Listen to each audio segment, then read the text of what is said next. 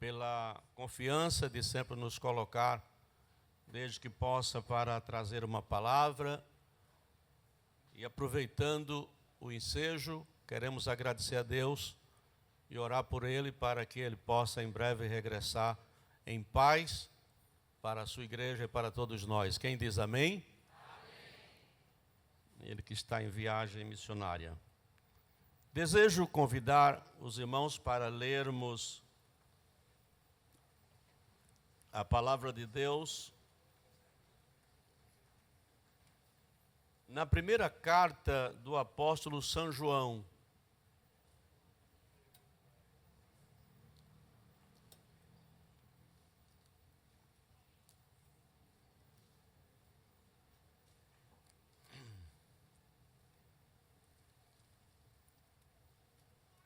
Na primeira carta.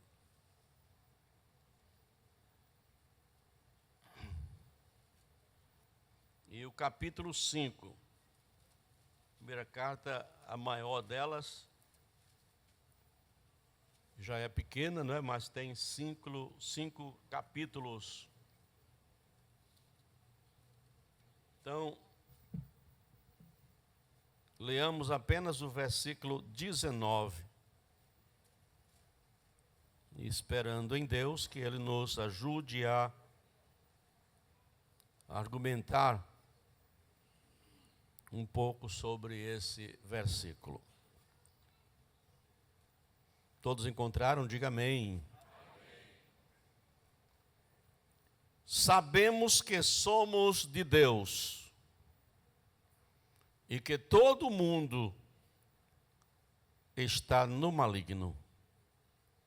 Quem ouviu? Quem ouviu? Amém. Então vamos pedir ao Senhor que abra o nosso entendimento para que a palavra do Senhor encontre em nossos corações guarida nesta noite. Muito bem.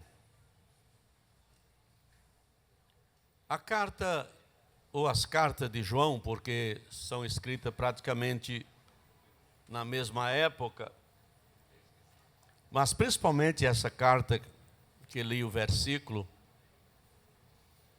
ela foi escrita, segundo os eruditos, entre o ano 85 a 95 depois de Cristo. Observem que foi bem já beirando o final do século. É claro, é evidente que o João estava escrevendo inspirado pelo Espírito Santo, não era uma ideia de sua cabeça, não era um pensamento de um homem experimentado, mas ele focaliza neste versículo pequeno, nesse trecho da sua carta, duas situações que gostaríamos de trabalhar um pouco, refletir um pouco sobre essas duas condições. Como vimos no texto, ele apresenta nesse versículo só, ele faz questão de afirmar, não é uma indagação que ele está fazendo, mas uma afirmação quando ele diz: sabemos que somos de Deus. Então, ele não coloca aqui como sendo uma coisa que pode ser, ele coloca já que sabemos, não é? Sabemos que somos de Deus. Isso, para João, era uma realidade, era uma verdade, porque João foi um dos primeiros discípulos do Senhor Jesus.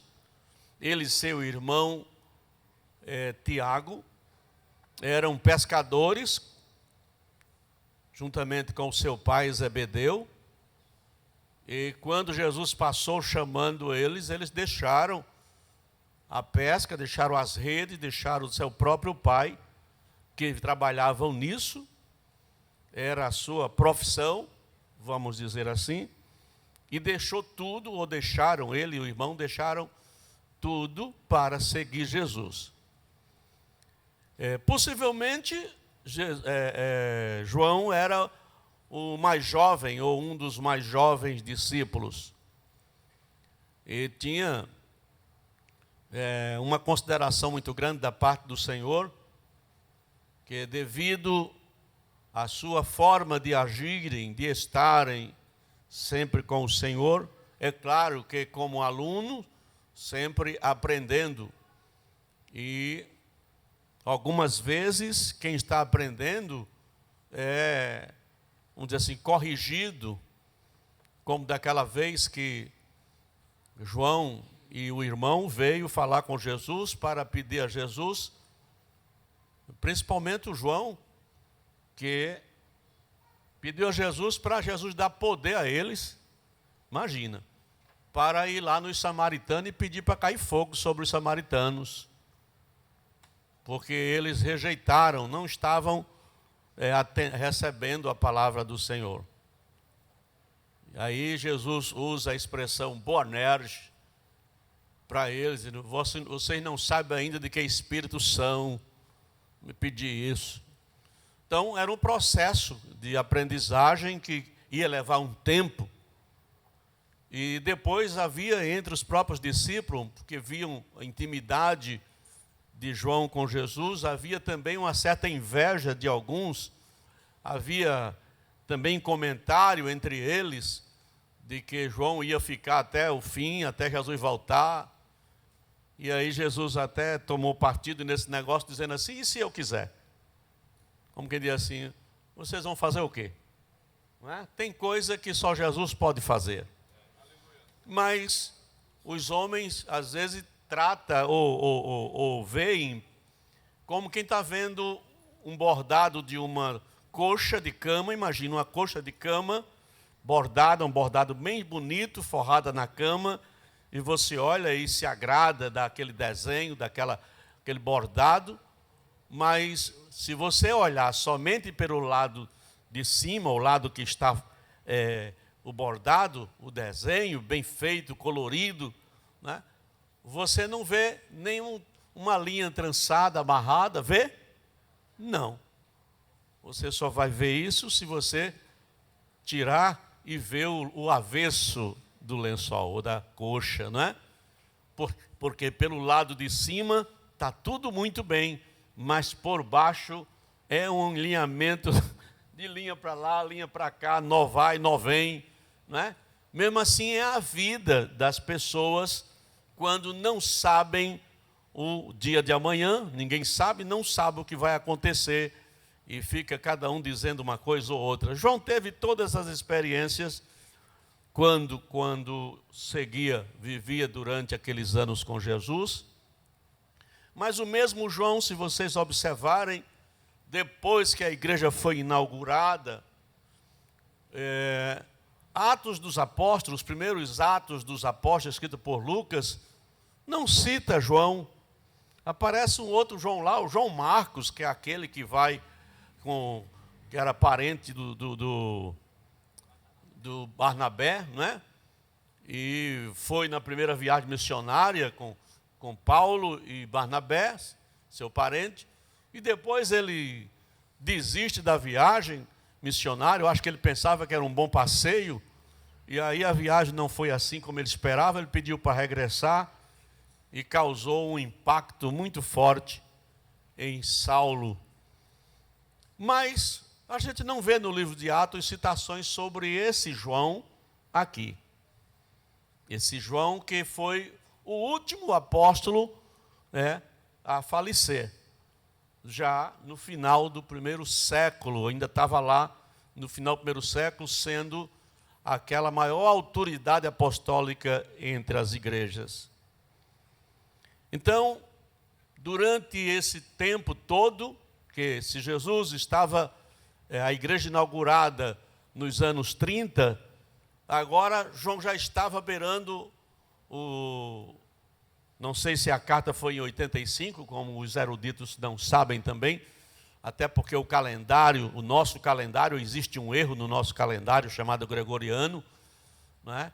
De mais ou menos 5 anos, Os estudiosos sobre o calendário vivem tentando corrigir o tempo todo, mas a gente que estuda as coisas mais antigas sabe que há um erro, né? Até cientificamente se sabe um erro no calendário gregoriano.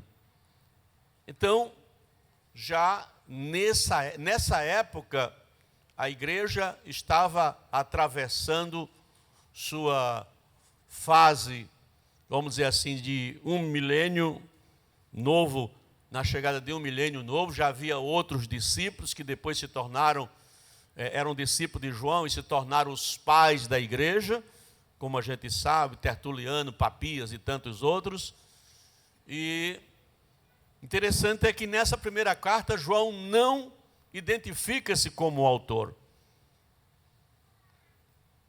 Ele estava tão interessado em alcançar as igrejas que ele não levou em consideração de colocar o seu nome como autor daquela carta. E só se sabe que ele segundo os eruditos, pelas as afirmações dos pais da igreja, esses que eu acabei de citar, e também pela semelhança, pelo estilo e semelhança da escrita. Cada pessoa tem uma forma de escrever. Quem conhece o que a gente escreve, se vê uma outra coisa escrita por nós, vai encontrar vestígio da nossa forma de escrever. Então, os estudiosos chegaram à conclusão que o estilo era o mesmo do livro do Evangelho segundo João. Ele começa praticamente a carta citando coisas do texto lá do Evangelho escrito por ele, que também não fazia muito tempo que ele tinha escrito. Tem muita gente pensando que os apóstolos escreveram assim, as coisas iam acontecendo como um repórter faz, e iam anotando, mas isso não é verdade. Isso não é verdade. Eles não tiveram tempo para isso, eles tiveram que cumprir o ídolo do Senhor, espalhar-se pelo mundo de então. Todavia, mais tarde, por motivos que eles perceberam que era necessário, começaram a escrever. Mateus escreveu, o João Marcos também, aquele que Paulo, né, ficou revoltado com ele. Ele agora escreveu o livro que tem seu nome de Marcos. Lucas, que também não foi apóstolo de Jesus, era um dos discípulos de Paulo e escreveu o livro de Atos. Tudo isso mostra que tem tudo um tempo determinado. E nesse conteúdo da terceira carta, eu poderia mostrar aqui aos irmãos uma série de referências onde João fez questão de pontuar. Pontuar. O que é pontuar? Mostrar uma verdade, mostrar uma evidência, mostrar algo que precisa ser percebido, concebido pela igreja. E nós podíamos verificar que nessa ocasião, desse texto, nesse período dessa carta, ele tinha uma série de coisas em mente para falar, mas é aquela história, é como doutrina. Sabe por que muitas vezes a doutrina é a mesma, ela é atemporal. Atemporal. A doutrina não depende do tempo, não depende da sociedade que estamos vivendo. Não, porque lá a cultura, a doutrina, ela é a mesma. A cultura, o modo operando ali da cultura, quando aceita por alguém a palavra de Deus, a doutrina permanece, ela é impecável, ela é aquilo que precisa acontecer. A doutrina não muda, o que era pecado continua o quê? Sendo pecado.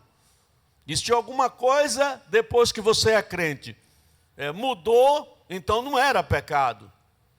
Era exagero ou falta de entendimento, como por exemplo, eu quando criança e até adolescente, A gente não podia andar de sandália havaiana.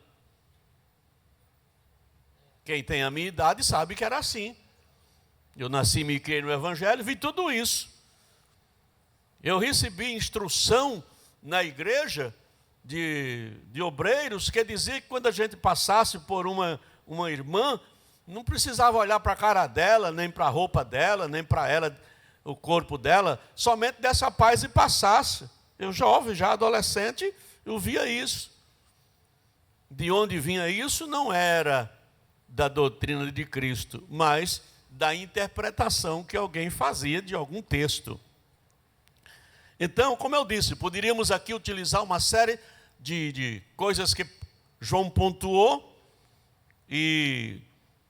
mas o tempo certamente não daria. E quando fosse para a semana que eu perguntasse para os irmãos, é outro povo que está aqui, não é? É outro povo que está aqui, e aí como é que vai ser? Quando a gente tem a felicidade de estarmos lá na congregação, na área onde a gente está, a gente leva a doutrina de forma paulatina, quer dizer, sempre, mas eu não tenho pressa de concluir aquilo, porque hoje a gente termina até onde dá para ir e fica para outra semana. O pastor aqui faz isso, não é? Porém, quando muda a plateia, é como se aquela palavra, muita gente não ouviu. Os irmãos estão entendendo onde eu estou falando? É a continuidade da palavra, é inesgotável a palavra. A doutrina é tão tremenda que o crente, ele passa, a doutrina fica. É ou não é assim? A gente se vai, aí vem outra geração e mudou a doutrina? Não, mudou muita coisa, mas a doutrina permanece a mesma. Então, se a gente fosse citar aqui algumas coisas, só para os irmãos entenderem melhor o que eu estou dizendo, João começa essa primeira carta, ele faz questão, logo no começo, se vocês abrirem aí a Bíblia no João 1, 1 João 1 e 3, ele faz questão de passar logo por essa parte, porque ele pontua que tem que haver comunhão. Tem que haver comunhão. Porque o que vai manter a igreja firme é a comunhão dela com o Senhor, com o seu Senhor. E a palavra de Deus, e o próprio Jesus disse que se nós permanecermos na sua palavra, estamos permanecendo nele. Não há uma ligação mais forte do crente com Deus do que pela palavra. Amém, meus irmãos? Então, no capítulo 1, versículo 3 de 1 João, se alguém quiser ler, eu agradeço, participe desse momento lendo. Qualquer irmão, qualquer obreiro aqui, ele começa tratando da comunhão. Vamos lá. O que vimos e ouvimos, isso vos anunciamos, para que também tenhais comunhão conosco. E a nossa comunhão é com o Pai e com seu Filho, Jesus Cristo. Aleluia. Ó, eu vou falar de coisas que ouvi e vi. Coisas que ouvimos e vemos. Mas eu começo dizendo, como é que ele fecha aí? Como é que ele diz? A nossa comunhão. Olha, o homem depois de já maduro, né, e bem velho, agora ele diz, mais, quer dizer, não mudou nada. A nossa comunhão é com o Pai e com o seu Filho, Jesus Cristo. Isso é uma doutrina tremenda. Se eu fosse falar só disso aqui, eu passaria a noite falando aqui. A comunhão que temos com Deus e o Pai é a razão de estarmos ligados em Deus. Ora, para chegar no capítulo 5, versículo 19, para que ele diga, né, com todas as letras, sabemos que somos de Deus, é isso. Como eu sou de Deus, como eu vou saber se sou de Deus, se eu não mantenho esta comunhão com Deus? E como é que eu mantenho essa comunhão com Deus? Eu orando, eu estou em comunhão com Deus. Sim, claro que sim. Mas é preciso que você continue ouvindo a palavra, meditando na palavra, porque a palavra de Deus, todas as vezes que a gente vai ler, parece que ela está aí novinha de novo para nós. Coisa que ontem eu não entendi, porque a palavra de Deus é a revelação de Deus, mas Deus vai revelando-nos de acordo com a nossa compreensão. Deus não tem pressa, irmãos. Deus não tem pressa. Deus quer que cheguemos à perfeição. A perfeição. Ainda espera de nós a perfeição. Então, quanto mais aplicados formos à palavra, mas vamos buscando essa perfeição. Então, observamos que ele faz essa pontuação da comunhão, dizendo, olha, essa comunhão nossa é muito forte. É mesmo que ele está dizendo assim, ninguém vai ficar disperso enquanto estiver ligado em comunhão com o Pai, com o Filho, né? E por que não dizer com o Espírito Santo? Mas ele aqui cita Deus, o Pai e o Filho. Então, a partir daí, ele começa apresentando nessa carta para as igrejas, algumas evidências que o crente precisa compreender. A primeira aqui foi a comunhão, mas depois, logo no capítulo 1, versículo 6 e 7, ele pontua outra situação. Vamos lá? 1 João, capítulo 1, versículos 6 e 7. Quem quer participar? Se dissermos que temos comunhão com Ele e andarmos em trevas,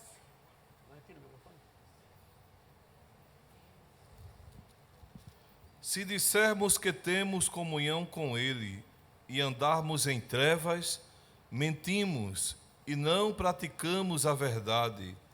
Mas, se andarmos na luz, como Ele na luz está, temos comunhão uns com os outros, e o sangue de Jesus Cristo, seu Filho, nos purifica de todo pecado. Claro, olha que pontuação maravilhosa. Ele está falando de coisas que envolvem a igreja, né, de uma forma da comunhão com o Pai, quer dizer, com o céu, a comunhão que a gente chama de vertical, que é com o céu, e a comunhão horizontal, que é a comunhão com os irmãos.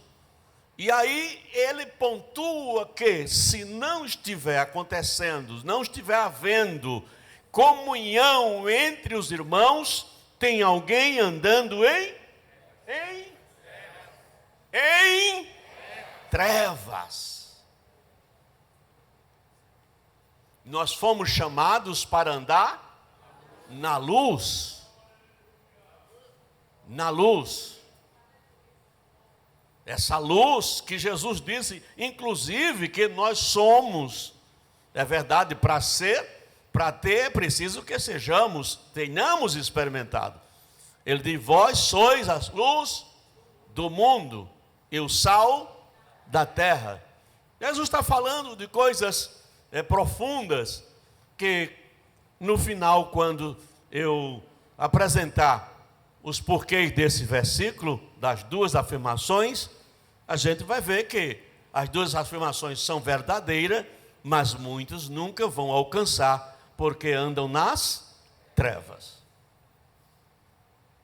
O verdadeiro crente não precisa que ninguém ande como detetive procurando o rasto. Não, o crente, o salvo, esse que alcançou a misericórdia de Deus, ele é livre para viver, ele vai e vem neste mundo tenebroso, que contamina, mas ele sabe que a sua comunhão é com Deus, com o céu. Pode ser onde for. Ah, mas tem muita gente que chega na faculdade e se desvia. É porque não estava andando na luz, irmão. Quem anda na luz, vai lá, estuda, sai, depois volta de novo, faz outra faculdade, faz lá. Se for, faz as faculdades que for possível fazer, mas continua brilhando, brilhando. Porque não há trevas na sua vida.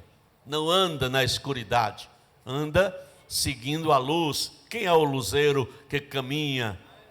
Vejamos o que diz, só para deixar mais claro. Vejamos o que diz agora no Evangelho. Depois a gente volta para cá. O Evangelho de João, no capítulo 1. Observem aí, me veio à mente isso agora. Nós vamos ver 1:9 do Evangelho, não é da carta de João.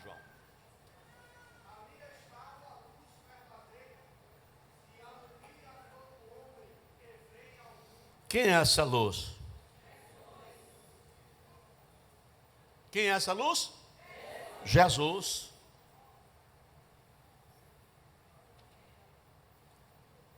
O mundo quer achar que você também que você pode ser luz lá. Lá não, lá é trevas. Um certo autor fez uma poesia que diz: você é luz. Luz? Nas trevas? A luz é aquela que está sendo alumiada pelo Senhor Jesus.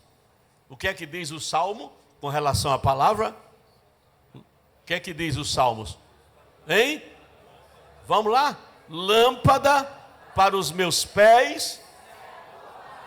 Aleluia! Diga glória a Deus. Olha aí a lâmpada que você leva. Olha aí a lâmpada que você lê. Olha aí a lâmpada que você está escutando. É a palavra. Aleluia! Glória a Deus. Quem anda com a palavra, irmão, anda na luz. A luz se machuca, se mancha, por acaso? Não, a luz passa por cima de tudo e não pega cheiro, né? Nem mau cheiro, não muda. Não, a luz é a luz. Ela permanece luz a qualquer momento. Então veja, ali em Cristo, estava a luz verdadeira que alumia a todo homem que vem ao mundo.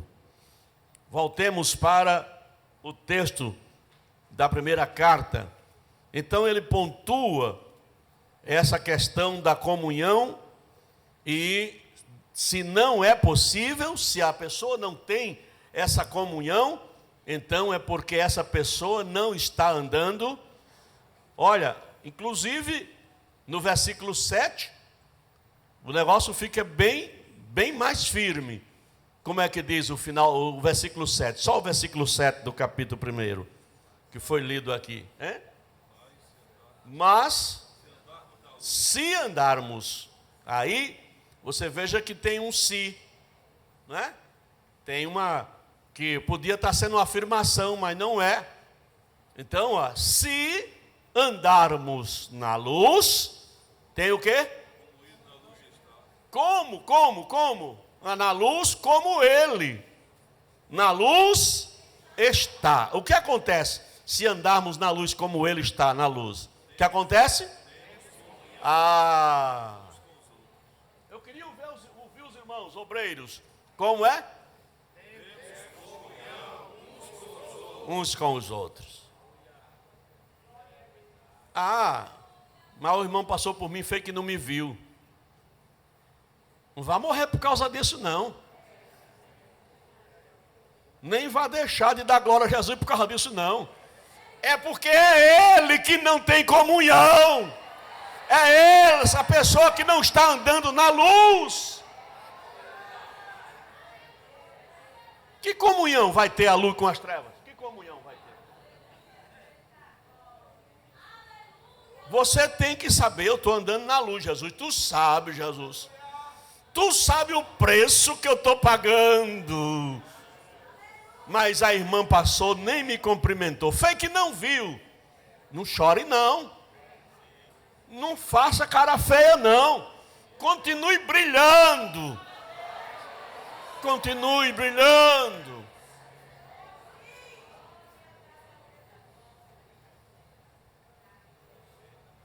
Aleluia. Aleluia. Se andarmos na luz como Ele na luz está, temos comunhão uns com os outros, aí ainda acontece um milagre. Qual é o milagre? Qual é o milagre que está dizendo aí? E o sangue de Jesus nos purifica, irmãos. Que é quem purifica toda a qualidade de dificuldade espiritual na vida do crente, é o sangue de Jesus. Então, ele pontua isso aí. Logo em seguida, agora no capítulo 2, passemos para o capítulo 2, é o versículo 4 e 5. João, então, pontua uma outra evidência da vida cristã: guardar os mandamentos. Veja como ele coloca. Vejamos, João, 1 João 2, e 4 e 5. Aquele que diz, eu o conheço, e não guarda os seus mandamentos, é mentiroso. Nele não está a verdade. Aquele, entretanto, que guarda a sua palavra, nele verdadeiramente tem sido aperfeiçoado, e o amor de Deus, nisto sabemos que estamos nele. Aleluia! Aleluia! Olha, irmãos, o único movimento que eu posso encontrar na doutrina, sabe o que é? É a palavra trocar nos corações dos crentes. E os crentes começar a dar glória, dar glória, dar glória, dar glória, e o Senhor fazer uma maravilha. Mas não é ser momento em que a gente salta e tal, porque além da palavra ser tudo isso, ela vai mais além. Porque o profeta disse que quando comeu, achou lá o rolo, a palavra, partiu para cima, pegou e comeu, e na sua boca a palavra era o quê? Era o quê? O quê? Só doce. Tem doce, irmão, que não é muito doce. O texto diz doce como mel. Doce como o mel. Porque se o mel não for doce, trocaram, botaram sal, foi? Então é melaço de coisa aí. Mas doce como mel. Assim que ele comeu, sentiu doçura na palavra. Mas depois que ele disse que a palavra chegou no ventre, foi o que aconteceu? Amargava como fel. É a saúde. É para a saúde. A palavra é saúde. Quando chega lá dentro, ela coloca as coisas que está tudo em evidência. E o crente sente amargor, mas é tudo internamente. Porque a palavra regenera a nossa vida. Então, ele cita aqui no versículo 4, como os irmãos acabaram de ouvir, que se alguém diz que conhece a Deus, e não guarda os seus mandamentos, a sua doutrina, amém? Doutrina é dogma, né? Os dogmas, no grego é dogma, a sua doutrina, a sua palavra, se não guarda, mas eu conheço a Deus, eu conheço. Sim, mas você conhece? Conhece. Mas você não guarda a palavra, é por isso que você está sujeito a cair numa casca de banana, porque você não anda com a palavra. A palavra é o quê que a gente viu lá no Salmo? É o quê? A lâmpada.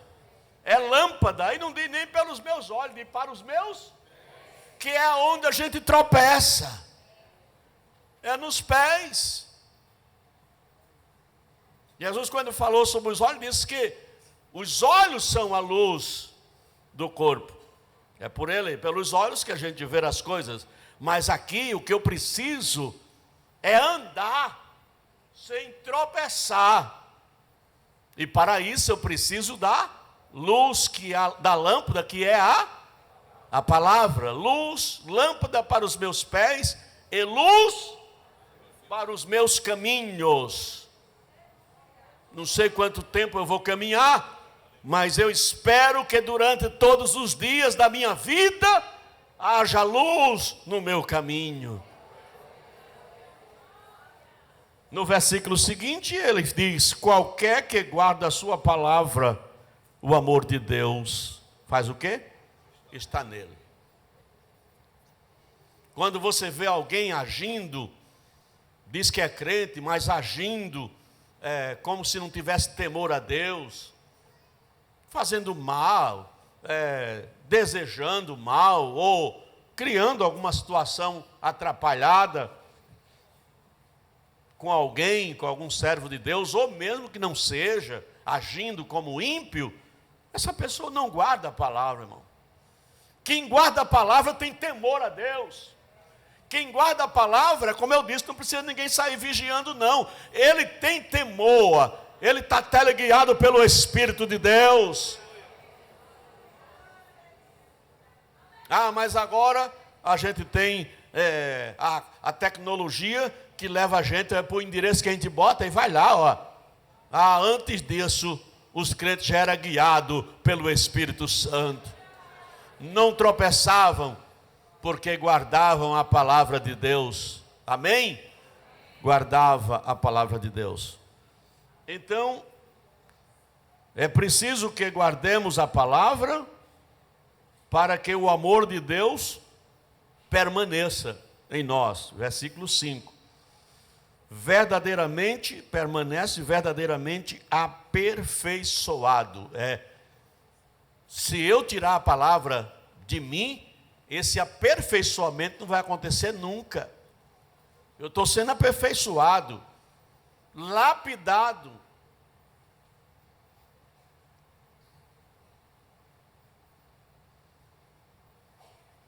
Outro dia, eu ri com o pastor, nosso pastor lá na Paraíba, o pastor José Carlos, muito amigo do pastor Roberto. Eu vi ele dizer, falando desses que vêm cantar na igreja, e aí começa,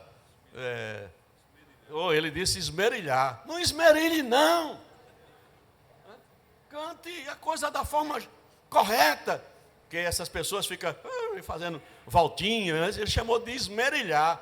Ora, e se eu esmerilhar a palavra de Deus? Quer dizer, modificar ou tentar mostrar a palavra, agir com a palavra diferente daquilo que ela mesma fala. Não vamos esmerilhar a doutrina também. Ela tem que ser conforme Deus falou. Amém? Amém? Bom, se não bastasse essas evidências, ainda tem no capítulo 2, versículo 6, uma outra coisa. Abra aí, por favor.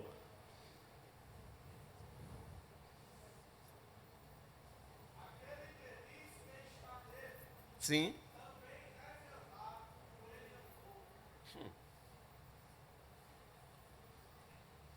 Eu acho que alguém pensou assim, é complicado.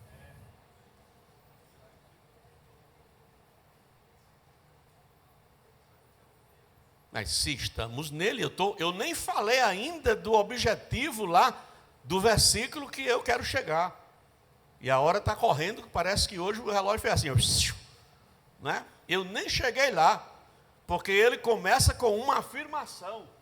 Sabemos que somos, não foi? De Deus. Sabemos que somos, isso é uma afirmação. E agora, como é que eu vou? Vejo que ele não está pondo a situação em dúvida, ele diz assim, aquele que diz que está em Cristo, né? Que está nele ou em Deus, deve andar como ele andou. Então, falando de Cristo, como foi que Jesus andou? Quando você tiver que tomar uma decisão, alguma coisa que lhe envolveram, alguma situação que lhe envolveram, e você é crente, mas não deixa de ser. Às vezes o diabo procura fazer uma coisa para laçar. Eu já falei outro dia aqui, a diferença que tem entre embaraço e obstáculos.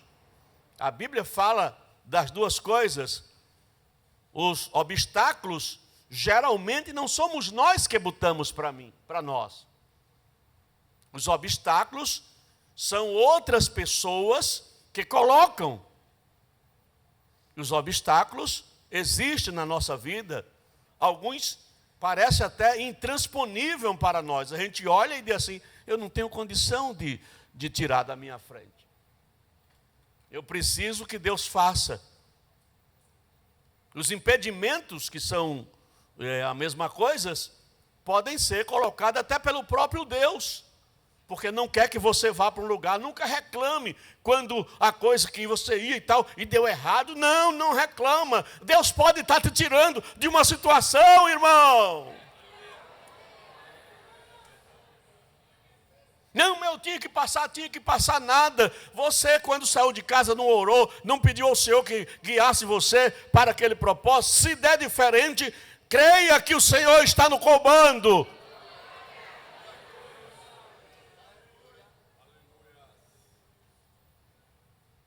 Seria bom que todas as vezes que saíssemos de casa a orar, o Senhor dissesse, não vá não, vá. Mas às vezes a gente nem decidiu, nem a Deus a gente apresentou o caminho, nem a Deus apresentamos a viagem, o projeto da viagem. Deus está no anonimato para nós. A culpa não é dele, a culpa é totalmente nossa, que não envolvemos o Senhor. A gente está longe desses contextos aqui que João está pontuando para nós. Então, olha, escuta bem, aquele que diz que está nele. Não, eu tenho Jesus aqui dentro. Mas me envolveram na confusão. Me envolveram, eu não criei a situação, mas envolveram meu nome, minha pessoa. Como resolver? Eu vou ter que ir para a justiça, eu vou ter que procurar os meus direitos. É a primeira coisa que as pessoas pensam. E às vezes, um gesto de crente desmancha toda folia. Vocês acreditam nisso? Um gesto, como por exemplo, vocês estão dizendo, vocês têm boca para dizer o que querem, o que quiserem. Eu não vou agir, não vou fazer nada. O Senhor será o meu juiz. Aí todo o plano do diabo cai por terra. O gigante cai por terra. Aleluia, aleluia. E você continua seguindo, porque você entregou ao Senhor, confiou no Senhor. E esse seu gesto desatrelou o trem do diabo. Então, se ele está em nós, nós devemos agir, andar como ele andou. O que Jesus faria? Pense nisso quando chegar um momento desse. Primeira coisa que você pergunta é a você mesmo: o que o Senhor Jesus, no meu lugar, faria? Ele vai te dar a resposta. Vai. Se você diz, Senhor, o que o Senhor faria no meu lugar? Eu devo agir assim, assim, assim. Ore ao Senhor, ao teu Deus, o Deus que você serve, que Ele vai te dizer o que você deve fazer. E às vezes não é o que você estava pensando, não é o que você queria, é o que Ele sabe que é de vitória para você.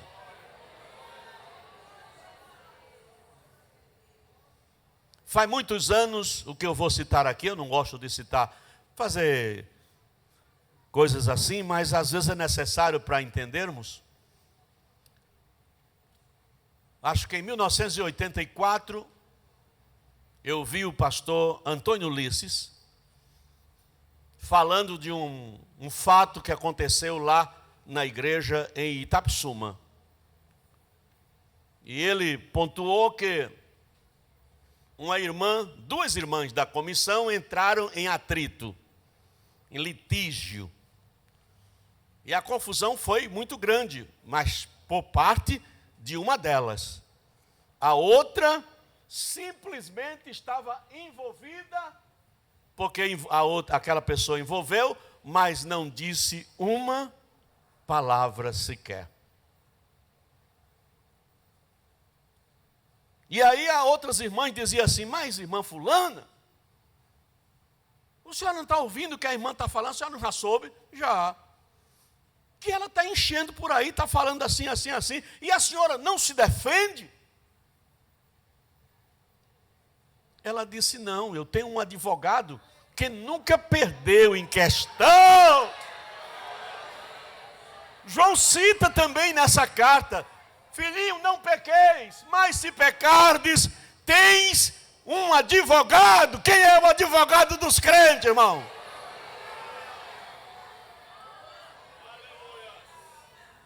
E aquela mulher lembrou-se disso, disse, não, eu não vou fazer nada, não vou esboçar nada, eu não tenho que dizer nada, ela está dizendo, tudo é ela que está fazendo, eu tenho um advogado, se for preciso, ele vai agir, mas enquanto tiver em mim, eu vou ficar calada. Paulo escreveu dizendo, até onde depender de vós, tende paz com todos. Até onde depender de você. Depender de mim. Agora, depois que não depender mais de mim, aí o negócio pode virar até maior do que a gente imagina. Entende agora? E aí, o que acontece? O pastor Ulisses disse que aquela irmã só fez dizer isso. Não, eu não vou. Não vou entrar na conversa dela. Mas ela está ali acusando. Bom, se ela está me acusando, é porque eu não vou nem falar, porque se eu falar, vocês vão dizer para ela, sabe de uma coisa? Eu não vou nem falar, eu vou ficar calado. Mas ela está todo dia, não, mas não interessa, o caso é comigo e eu já sei que o meu advogado está sabendo de tudo. Na hora certa ele vai agir. E alguém sempre tem essas pessoas que, ao invés de ajudar a apagar o fogo, irmão, joga gasolina. Tem ou não tem? Aí uma dessas irmãs que ouviram a outra irmã dizer que não ia fazer nada e não ia fazer nada, que tinha advogado e no céu e tal, e a outra correu e foi dizer assim, tu vai morrer, Genza, de tanto gritar e falar. Mas ela disse que não vai falar. Vai não, falar não. Ela disse, ó, isso é botar gasolina no fogo, não é não?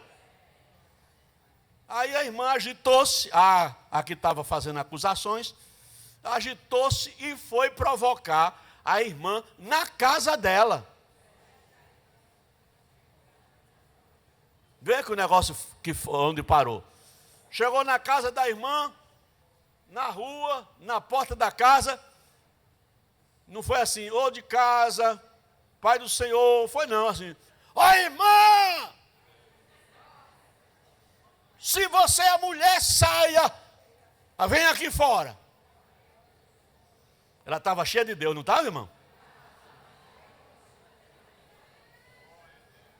A gente está vendo numa época que as pessoas estão com raiva, a cara desse tamanho, parecendo não sei o quê, e de repente falam em línguas. Deve ser língua do cão, porque do céu não.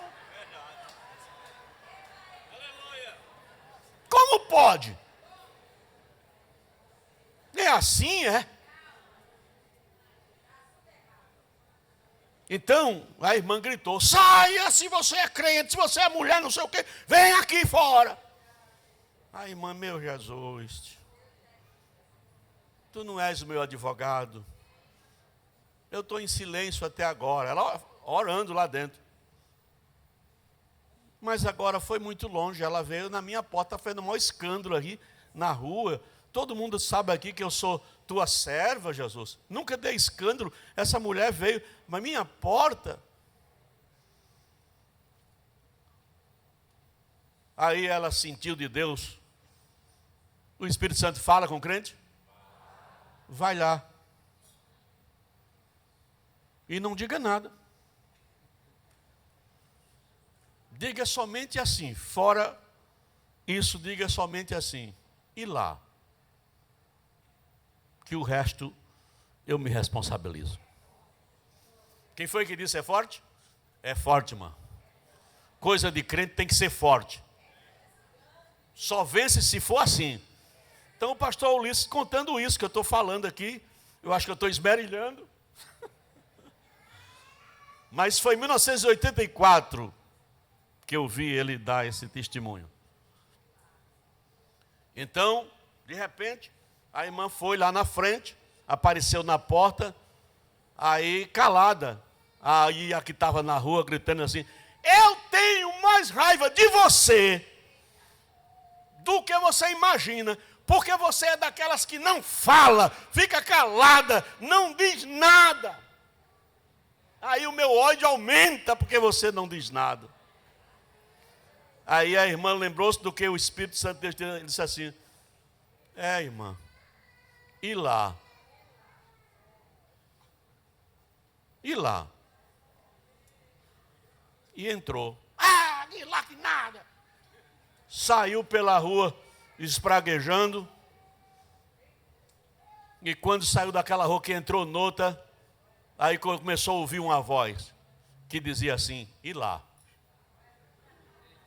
Ela dava um passo, dava outro, e a voz dizia, e lá?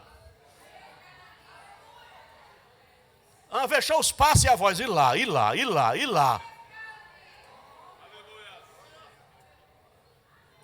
Foi tanto lá que ela parou e voltou-se. E voltou à casa da irmã. Irmã, a irmã disse, misericórdia, meu Deus, chegou de novo. Irmã, pelo amor de Deus, me perdoa.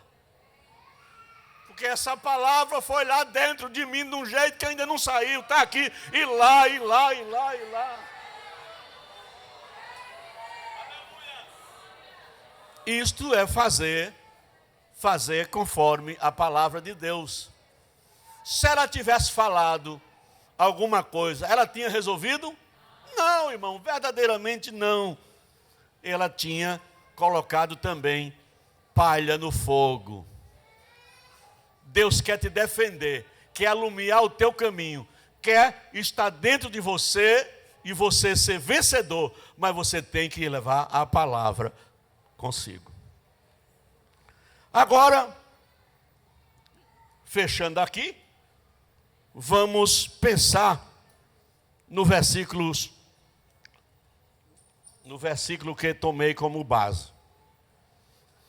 Aqui tem duas afirmações que são verdadeiras, não existe dúvidas em nenhuma das duas. E se eu tivesse mais tempo, eu ia dissecar bem essas condições. A primeira é que ele disse, sabemos que, para finalizar, né? Sabemos que somos, alguém aqui tem certeza? Só levante a mão se tiver. Tem gente que não tem, não. Tem gente que caminha para lá e para cá, canta em coral, canta não sei o quê, mas não tem certeza que é de Deus. Que ainda faz algumas coisas escondidas, que ainda troca as coisas santas pelas coisas que são do mundo. Então essas pessoas não têm certeza. Aqui João falou, sabemos que somos de Deus. É verdadeiro. É verdadeiro. Passou gerações, olha, João disse isso no final do século I, nós estamos já no século 21. Veja quantos séculos passaram. E isso mudou? Mudou? Tem povo de Deus aqui? Levante as mãos, os que são de Deus. Se o diabo pudesse, a gente não existia. Não existia. Ele faz tudo para ver se alguém desiste. Mas diga assim para quem está perto de você: fique tranquilo. Porque o Senhor, que te comprou por um grande preço, não vai desistir de você. Não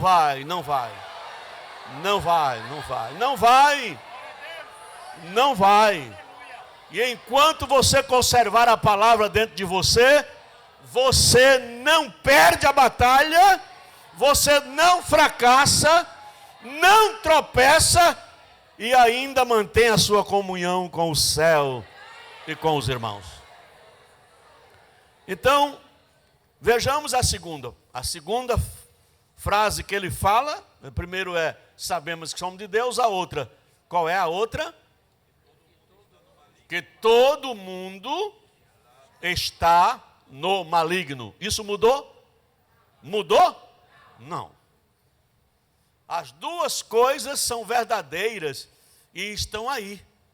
Quem é de Deus, é de Deus. Lá no capítulo 8 de São João, o próprio Jesus diz assim: quem é de Deus, ouve a palavra de Deus. Vocês são aqui, estão aqui porque são de Deus. Você vai levar algo que Deus falou contigo. Parece que não tinha ninguém, foi diretamente para você hoje. Porque a palavra de Deus tem endereço. Deus só fala ao vento quando ele está tempestuoso, como lá no mar da Galileia. Aí Deus manda ele se calar, aquietar-se. Mas não, Deus fala com aqueles que querem ouvir a sua voz. Então, a questão de que o mundo, como é que diz? O mundo está. Na versão que diz jaz, que é a mesma coisa, no maligno. Não mudou. O mundo jaz no maligno, está no maligno, não é agora. É desde o início da humanidade. O diabo trabalhou para tirar o homem da sua condição moral, da sua comunhão com Deus. Usou quem estava, quem sabe, cobiçando o fruto, observando demais aquilo que estava sendo proibido pelo Senhor, que Satanás observa tudo, irmão, tudo. Ele não conhece o nosso coração, diga glória a Deus. Ele não pode saber o que está no nosso coração, porque ele não é onisciente, ele também é uma criatura. Apesar de para muitos ele ser um Deus, Paulo diz que, lá numa das suas cartas, Paulo diz que Satanás era o Deus de quê, meu Deus? Desse século. Ele não é Deus, mas se acha. Jesus chamou até ele de príncipe, quando disse que vai chegar o julgamento do príncipe, não é? Vai chegar o dia dele ser julgado. Mas ele não é Deus, e é mais para muita gente. Ele se apresenta como Deus, como aquele que tem a solução, aquele que vai resolver. O mal que ele faz, ele não vai poder fazer, lhe destruir. Não tenha medo do diabo, tenha temor a Deus. E ao diabo, aos planos dele, a Bíblia manda a gente resistir. Resistir ao diabo e ele fugirá de vós. Mas antes, chegai-vos a Deus. É lá na carta de Tiago. Chegai-vos a Deus. E o que mais? E ele chegará a vós. Mas resisti ao diabo e ele fugirá. Quem tem que fugir do caminho é ele. É ele. Nós vamos ter que passar. Nós vamos ter que seguir. Nós vamos ter que ir porque o Senhor mandou. Então, eu queria só encerrar dizendo mais alguma coisa sobre isso aqui. É que talvez alguém traga alguma confusão a questão de quando ele se refere ao mundo. E alguém dizer assim, mas o mundo E os mais inteligentes, os que estudam mais, até saber que no grego, mundo é cosmos. E aí, que mundo é esse que ele está se referindo? Como posso entender, olha, essas coisas, que o mundo jaz no maligno? Será que o cosmos, agora a matéria, a energia que está aí nos astros, está sob o controle de Satanás? Eu pergunto, está? Está? Não.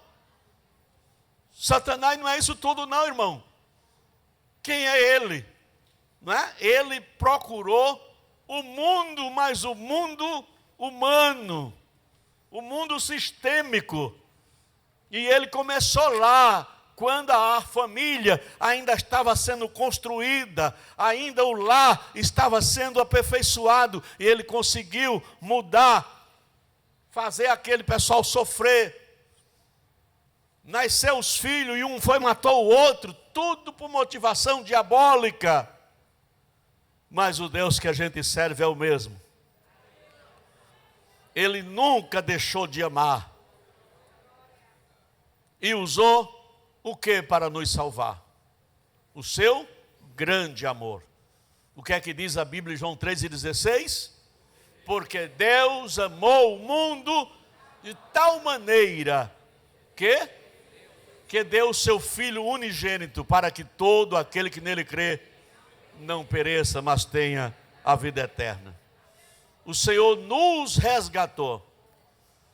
A nossa salvação, a Bíblia diz lá em Efésios capítulo 1, que estava planejada por Deus antes da fundação do mundo. Nós não éramos nem ainda chamados à existência, mas o Senhor já tinha nos elegido para a salvação, para servi-lo, e agora você vai trocar por causa de uma cara feia, porque alguém está fazendo de conta que você não existe. Problema de quem pensar assim. Talvez ele não chegue a cumprir os seus ideais, porque está pensando mal, e você está somente orando por ele. Deus vai fazer com você o que fez com Jó. A Bíblia diz que Deus mudou o cativeiro de Jó quando? Enquanto ele orava pelos seus amigos. E quem tem 3 amigos daquele não precisa de inimigo não, viu? Só faziam acusação a ele. Disseram tudo o que podiam e o que não podiam dizer. Magoaram demais o amigo Jó, mas Jó tinha uma confiança, Jó tinha uma condição espiritual, irmãos, que somente Jó experimentou. Vocês não sabem que tem um apóstolo, vou dizer o nome aqui, teve um apóstolo que Jesus disse para ele, olha, ele era bem assim, sabe? Atravessado, ia, corria na frente, queria sempre estar na frente, porque tem gente que é assim mesmo. Quem será esse homem? Era um apóstolo, um dos discípulos. Depois é que o Senhor transforma em apóstolo, né? Dos discípulos, os que estavam sendo treinados para serem enviados. E aí, eles contando lá vantagem, falando uma coisa, falando outra, e mostrando como se o céu fosse perto. Porque tem gente que acha que o céu é perto. E aí Jesus disse, vem cá. Como era o nome dele, hein? Oh, a insegurança, né? Há uma insegurança tão grande, meu Deus. Ele era um homem bom, se relacionava muito bem com os seus irmãos, com o próprio Senhor, mas era aquela pessoa atirada, de vez em quando ele se precipitava. Era uma pessoa precipitada. Porque tem gente que não mede as palavras. Teve uma hora que o Espírito Santo usou e ele disse assim, tu és o Cristo, o Filho do Deus vivo. Ele disse pelo Espírito de Deus. Jesus disse, não foi carne nem foi sangue que te revelou, viu? Foi o Pai. Aí Pedro, tem crente que não pode receber nenhum elogio, irmão. Se receber um elogio, ele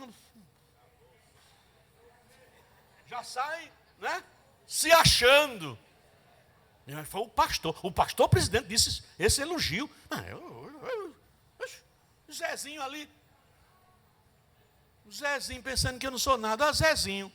Ele já está julgando ele. Aí, daqui a pouco, Jesus começou a falar, ensinando, mostrando que ele ia ser preso, escarnecido. E depois, ele disse, Senhor, que isso não tem isso? O Senhor está se espraguejando? Não, isso não vai acontecer não, porque se eu estiver por perto, olhe,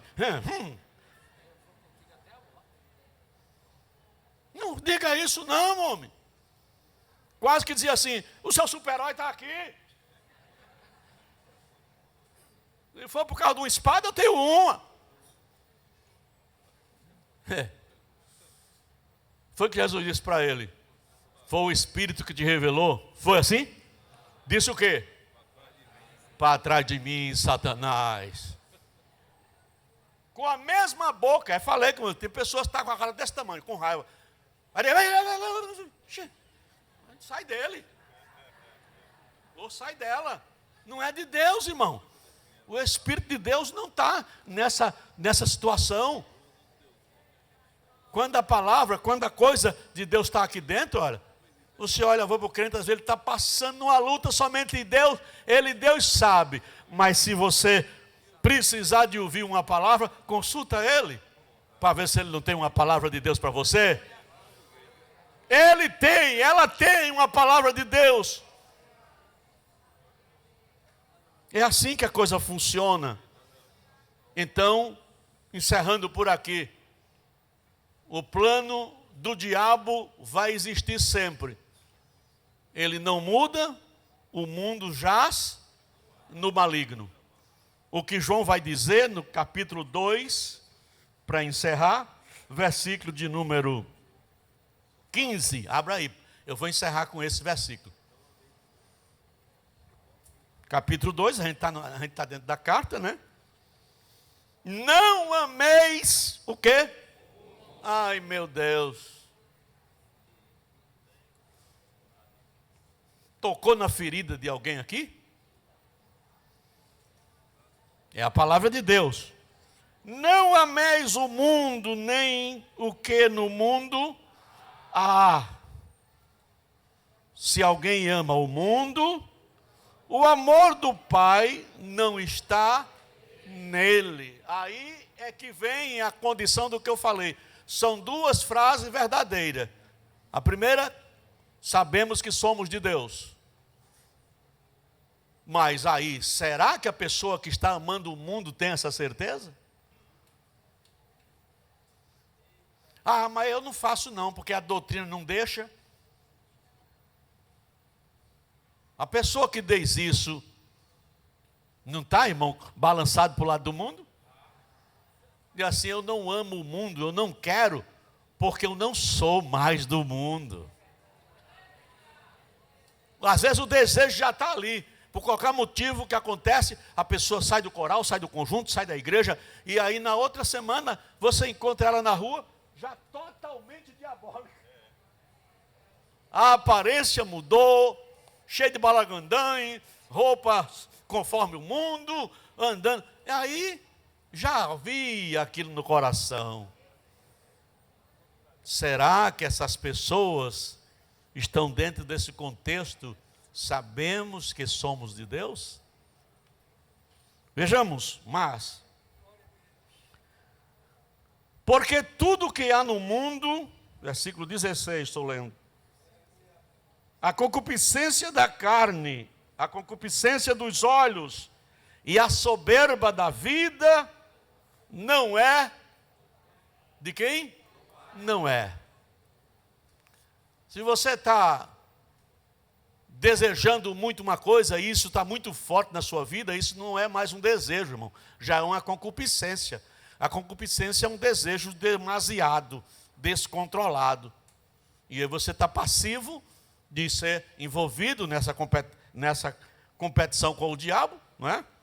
Então, porque tudo que há no mundo, a concupiscência da carne, a concupiscência dos olhos e a soberba da vida, não é de quem? Do Pai, mas do mundo. E o mundo passa, e a sua concupiscência, mas aquele que faz a vontade de Deus, faz o quê? Quer que você vai permanecer no caminho, fazendo a vontade do Senhor, porque você não é do mundo. Por isso você pode bater assim: eu sou de Deus. Quem pode? Quem pode? Olha para quem está do seu lado, é seu irmão, é sua irmã, diga assim: está vendo o meu gesto? Eu sou de Deus. E também não duvido que você é. Pronto. Fiquemos em pé. Aleluia. Até aqui nos ajudou o Senhor. Fiquemos em pé, irmãos. Se, porém, não agrada a vocês servir ao Senhor, escolham hoje a quem irão servir. Mas eu e a minha casa serviremos ao Senhor. Josué 24:15. Nossa oração é ver você e toda a família na EBD. Seja você também um aluno da EBD. Todos os domingos, às 9:30 da manhã.